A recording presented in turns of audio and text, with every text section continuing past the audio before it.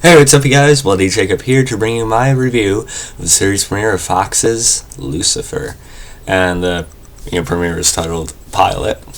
But that's hardly from the most clever thing about this show. So you guys know I did a video talking about the trailer a couple months back. I was late doing that, but I got it out there. And I checked out the premiere when it aired tonight, and I was pretty entertained, I enjoyed it. It didn't blow me away or anything, but it's definitely something that I could see myself sitting down and watching once a week, or at least when I can, and things like that, because, work's coming up. It's going to be hard to fit in all these shows I have on now, but this will be one I will try to, watch, as it goes along. Pinky out. Anyway, that was not related to anything whatsoever. So if you know the setup for it, it's basically that Lucifer has been in control of hell, and then he eventually gets bored of it, so he comes up to LA, and as this quote says, he is bored and unhappy as Lord of Hell and resigns his throne and abandons his kingdom for the beauty of LA, where he gets his kicks helping the LAPD punish criminals. And, before I really get into more details about the episode, people kind of go after it. The religious types are really gonna, tackle the show, but people have to remember not to take offense to what the show's trying to be. It's not trying to offend any religious group or, make some kind of statement or something like that. It's based off a comic book version of what that is. And I'm not the religious type whatsoever, really. But either way, I still think you should recognize it as entertainment and take it for what it is, as its own thing. Don't make it about something else when it's not. But yeah, anyway. And along the way, he meets this girl named Delilah, and, those two sort of have a fling back and forth, but she's really more of a hooker, partier type. And when they're hanging out, she gets shot. He does too, and of course he survives. He's an immortal. And then we run into this homicide detective, Chloe, and she's looking into the crime, and she questions Lucifer about it. But of course, for some reason, she's immune to his charms, his way of drawing out people's darkest desires. And this version of Lucifer, he doesn't choose for evil to happen. He doesn't revel in it, really. He sort of picks on people when they go through it, but he really just makes it, he puts the evil that's there out there and then does whatever he wants with it, so it's different in that regard too. And like I said, for some reason Chloe's immune to his ways of drawing out those desires in people, so I'm wondering if there's more going on with her character than just being a homicide detective. And I like in this episode, Lucifer picked on her for basically seeing her in a naked, probably porn type of video when she was younger. And you have this whole other plot of Amenadiel, who is an angel, Lucifer's brother, technically, I guess. And he's trying to convince Lucifer to go back to hell because everything's kind of getting out of whack down there with him just, not being controlled there anymore. And Lucifer's just not wanting any of it. And how is the acting on this? Well, first off, Tom Ellis, he does a great job. I couldn't really see anyone doing it any better, really.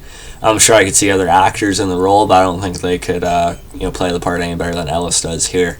He's charismatic. He plays a charming part really well, and at the same time, he shows the layers to the character, pretty clearly too.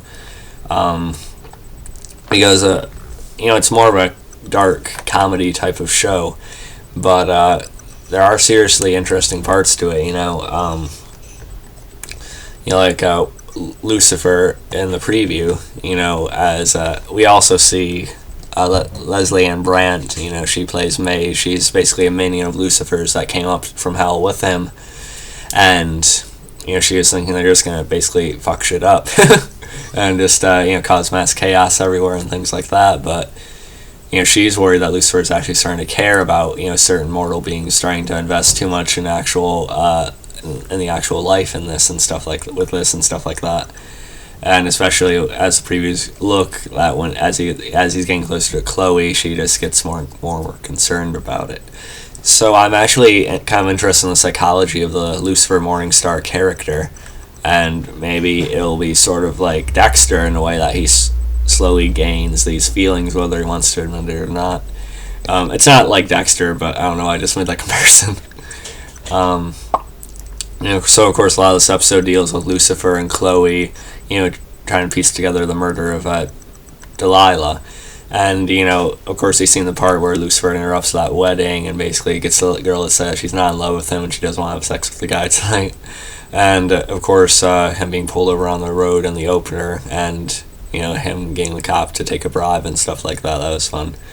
And there's also this therapist, Linda, and she just has this really huge sexual attraction to him. But it looks like they're going to have some interesting scenes later on, because she's sort of points out, like little defense mechanisms he has, how he acts a certain way when he's, feeling another way, he's covering something up about himself and how he's really feeling. And there's also Trixie, who's Chloe's daughter, and, she takes a liking to Lucifer. She's pretty entertained by him, so that's cool too.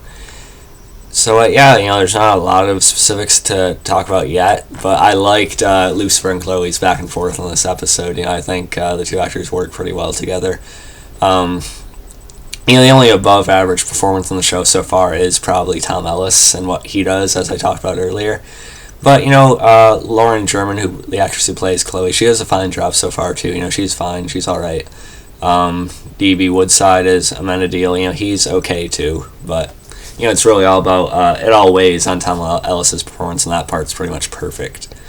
But like I said, I like Lucifer and Chloe's back and forth on this. Chloe's just completely not falling for any of Lucifer's shit, even though it is all actually real. And, she's very skeptic, and she's still going to be for a while, but I think there's a part of that does kind of enjoy his presence, and they do have some actual bonding moments that I actually found to be pretty almost touching in a way. I didn't really expect to get that out of this show, but I liked it. I got to see Lucifer help, her daughter Trixie deal with a bully, which is pretty fun. Overall I thought it was a pretty good opener episode, and it's one I could definitely see myself enjoying, casually, but also, really maybe investing in as a different type of show I'm into. I don't know. I'm curious to see where it goes long term, because I have a lot of things at play with the Chloe stuff, the crime stuff they're going to deal with week to week, but also the larger picture of Amenadiel wanting war and how God's not going to extend his mercy to Lucifer much longer. I'm curious to see what they're actually going to do with that when that time comes. That could be pretty awesome.